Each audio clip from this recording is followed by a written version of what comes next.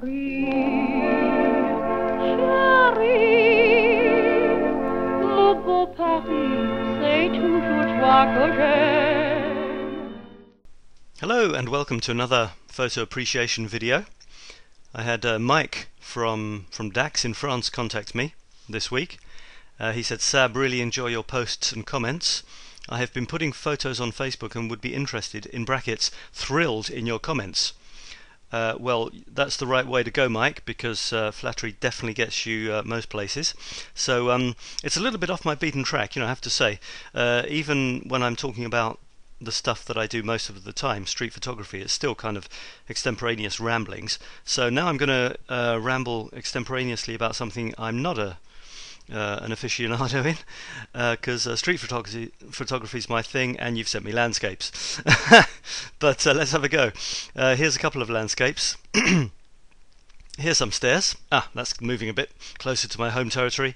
There's a church, and there's a street. Alright, so let's start off with the landscapes. What I know least about. Okay, so here's one.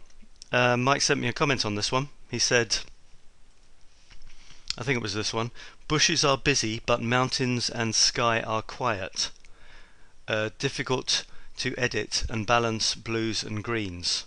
Okay, I'm not quite sure what you mean by editing the blues and greens there, Mike. The greens look pretty green to me.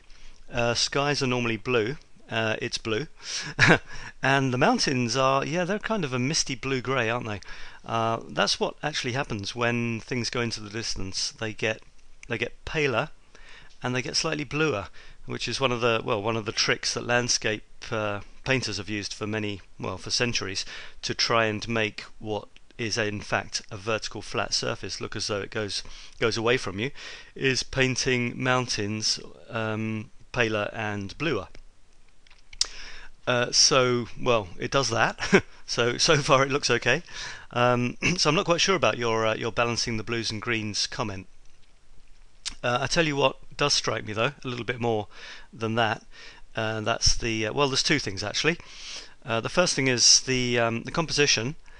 Just looking at this line here, the line between near and the far, which is basically what the photo is composed of, goes more or less slap bang across the middle of the photo. Now, I'm not a great fan of following rules and such like. Having said that, to break rules reasonably, well and intelligently, it's good to know what they're supposed to be. And no doubt you're well aware, as I think you mentioned in a future comment, about the thirds rule in inverted commas, big ones, where they say that to make a photograph aesthetically pleasing, it's often a good idea to place points of interest, or in this case dividing lines, a third down from the top, a third up from the bottom, or a third in from the sides. Like I said, there are definitely times to break those rules radically, But in this case, what you do seem to have done is broken this rule, and I think it might possibly have been better to have followed it. In other words, put this line either a third of the way up from the bottom, or a third of the way down from the top. What you've got is basically two parts to this photograph. You've got a bit of green and you've got a bit of blue, to generalize. You've got the scrubland, and you've got the forest or whatever, and you've got the sky. Now you've got to ask yourself, does that lump of sky merit being 50% of this photograph? And vice versa, does this bunch of green whatever merit being 50% of the photograph? And as soon as you've got 50% and 50% as well, one doesn't really sort of dominate the other. Therefore, it's kind of neither here nor there. I'm a kind of a big fan of having a tiny strip of green, for example, at the bottom, and an enormous, impressive sky, with lovely clouds and so on. Or vice versa, a tiny strip of sky with something really impressive in the foreground. We've got neither here. So ask yourself if that wouldn't be stronger. If it weren't a little bit more like that. And the second of my points is, in terms of the subject or point of interest, I'm not quite sure what it is. I think we need something. We need something like, I don't know, some old sort of twisted tree trunk down in the bottom here, or I don't know, some stunning, the sun, or a bird in the sky, something. Because what I'm seeing is just not striking enough. You need a point of interest. I can kind of see, what is that, a lake or a building or a town or something, but to me it's just not quite strong enough. So I would go for some, look for some definite point of interest to make the feature of the photo. Let me move on, as that's only one photo of 5, and let's go straight to the second landscape here. This one is actually what I just said, isn't it? You've taken a strip of green and made it a tiny part of the bottom of the photo, and the rest is this sort of melding into bluey greyness. So if I were to choose one of those two photos as a preference, I'd prefer this one for that reason. It's less sort of 50-50, neither here nor there. Yeah, you mentioned about balancing greens and so on, so if you want to say what you mean by that, then that'd be interesting. But in terms of the lighting, it does seem a little bit pale. Admittedly, I've reduced this down. I'm looking at 10% of its size, so I'm sure it's a bit punchier in real life. Well, let's go into here we go. All you can see is blue there, but in fact what I've got is 100% of this photo, and as I chug through it, you can see it's all pretty mushy actually. Even what's near, I'm not sure what you focused on in this photograph. I would be, let me just zoom it back out so that you're not just looking at a bit of green. The general rule is to focus on something about a third into the picture,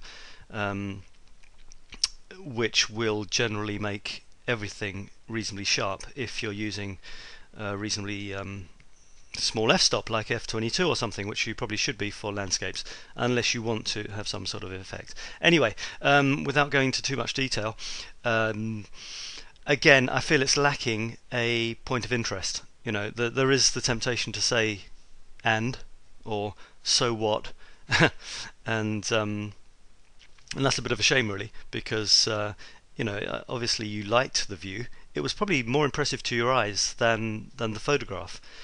And what would be ideal would be to let the photograph be something that you're proud of, as equaling or even enhancing what you saw, what struck you, what made you say, wow, what an incredible landscape. Let's capture that. And we need tricks to do that, I'm afraid. It's not enough to just take a snap of what was in front of you, because when you look at it in the cold light of a computer screen, you'll say, yeah, okay, all right, which isn't the effect that you want to have on the viewer. All right, let's go into more of my territory here, and let's look at these stairs. I really like this photograph. I'm a big fan of stuff like that, and you do find quite a bit in Paris, where I'm based. And yeah, I really love this one. You say, Sab, when shooting stairs or streets with vanishing points, I try to compose so vanishing point is about 1/3 to the right or the left. Yeah, that's exactly what I was talking about. I know you're not unfamiliar with this idea of thirds and so on. In terms of a vanishing point, I'm not too sure if there is much of a vanishing point, to be honest. Yeah, okay, stairs recede and so on, but that isn't the main aspect here, I would say. What is great is these steps coming towards you, and that little lamp up there in that little bit of space is good as well. And let me just reduce this down so we can see it all and get rid of those. Yeah, it's a typical street photography photograph, actually. I like the way these bricks, these huge slabs of stone, nicely close this side of the photograph, which may have been a bit open and a bit featureless if it had been just this rough wall going off to the edge. So that is very good. They also, okay, let's come back to the vanishing point. They also do lead your eye nicely onto the steps, which are the main feature here. And I do like that little slot of light, and I definitely like the fact that that lamp is silhouetted against the sky. I'm desperately thinking that perhaps we could have had someone on those steps. Maybe it's just me, I don't know. But, a lot of things, especially things that are made by humans, they generally have a purpose. They're made for a purpose. Steps are made to walk up and down. Maybe a person would have dominated too much, but I'm just imagining, I don't know where it was taken, just imagining a little old lady in black or something, halfway up the stairs, maybe her hand on this railing, because she's old, she's tired, she needs it to support herself. Around about here, again the thirds, what about this bottom third here? We put this little old lady that I've just invented, staggering up the stairs, hand on the railing. Maybe we can then start to imagine that she's mounted those stairs, for 75 years, and she will until the day she dies. So just thinking perhaps there's a bit of a lack of a story needing to be told, which could be enhanced by just waiting. Even a cat, anything would make it a little bit stronger than this sort of void which we have. And it's not helped either. Okay, the texture is nice and the lighting's nice, but the colour is pretty uniform. There's not even a dash of red, a dash of blue, green, purple, pink, yellow, whatever. There's nothing. It's all the same tonality. So we're looking for, over these last three photos, we're looking for a point of interest which draws the viewer's eye and contrasts with all the rest. Alright, so far so good. I'm probably way over time, but YouTube have given me a few more minutes, so if you're still with me, let's carry on. Okay, let's get rid of that one. Let's go to this. This is pretty amazing, this shot. It's inside a church. Sometimes the things I say are so blindingly obvious. Anyway, so we're in some sort of church here. It's pretty impressive. I tell you what though, this photograph is screaming out at me that you've used some sort of effect, because generally when you go into churches, these windows here, let me just blow that up a bit. What generally happens is that windows in churches, if you expose them properly for the stained glass to actually see them, the rest of the church goes black. And if you actually want to see the roof as it is shown here, well, guess what? All of the windows turn into white blobs. So I'm thinking maybe you've done some sort of post-processing or some sort of I'm not very strong on these things, HDR or something like that. It looks like you've balanced out the tonalities, which has good points and bad points. The good point is you can see the detail in all of the brickwork and all of the stained glass windows. Wonderful. The negative side is, well, for one thing, it looks a bit unnatural, and secondly, it's kind of lost its atmosphere.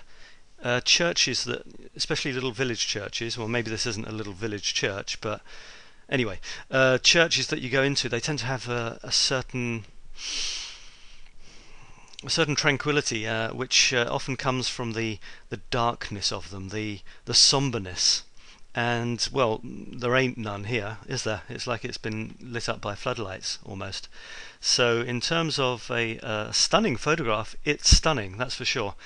In terms of reality and perhaps atmosphere, there is that terrible danger that I always worry about personally, and that is if I use a special effect of any type, the greatest indication that my photograph has failed as a photograph is if someone immediately says, "What effect did you use?" as opposed to, "I love the way you captured that moment." So it's just something to think about.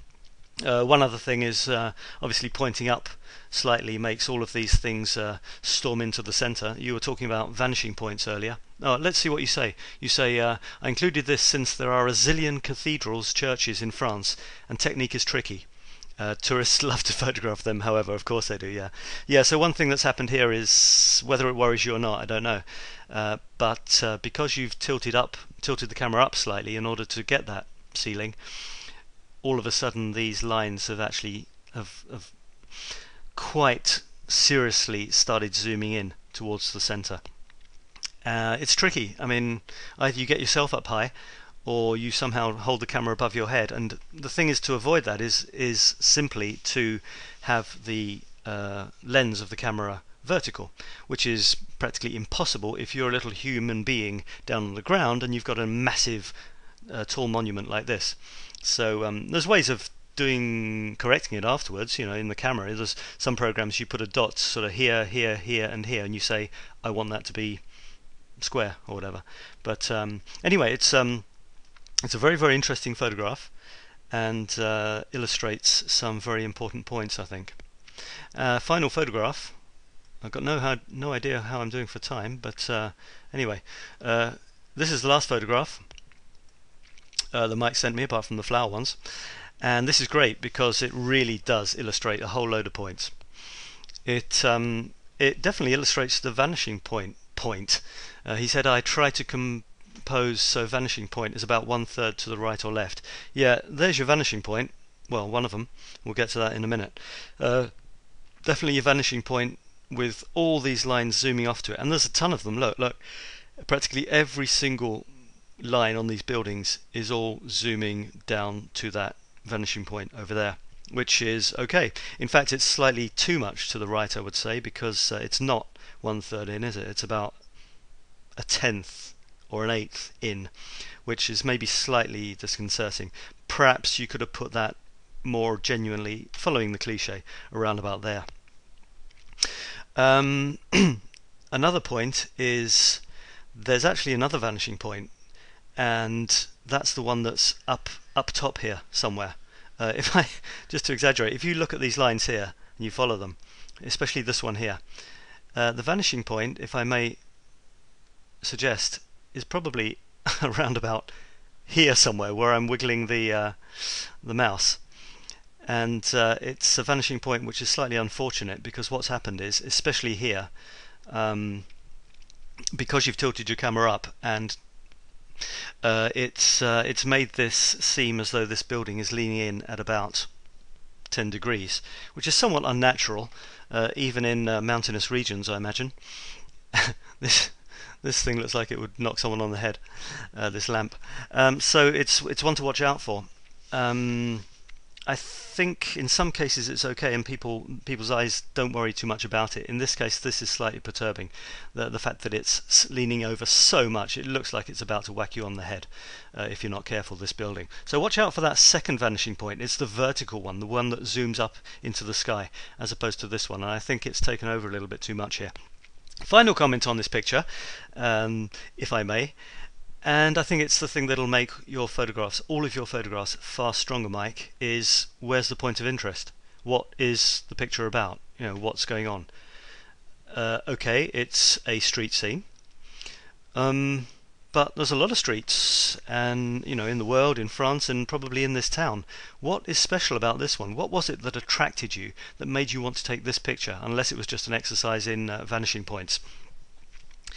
Was it this? Often it's the biggest thing in the picture, so maybe it was this lamppost thing here with plants. I don't know, but it's kind of lost behind the building. Maybe there's an echo of this round bit of the lamp here with this round window. I don't know. It's just too difficult to see and not clear enough to know what the subject is.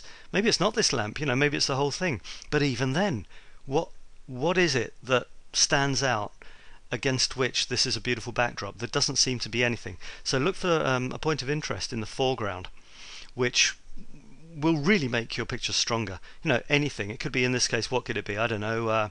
It could be a person going past. It could be a particularly interesting lamppost, but in that case, maybe you'd want to make this sharp and the background a bit fuzzier.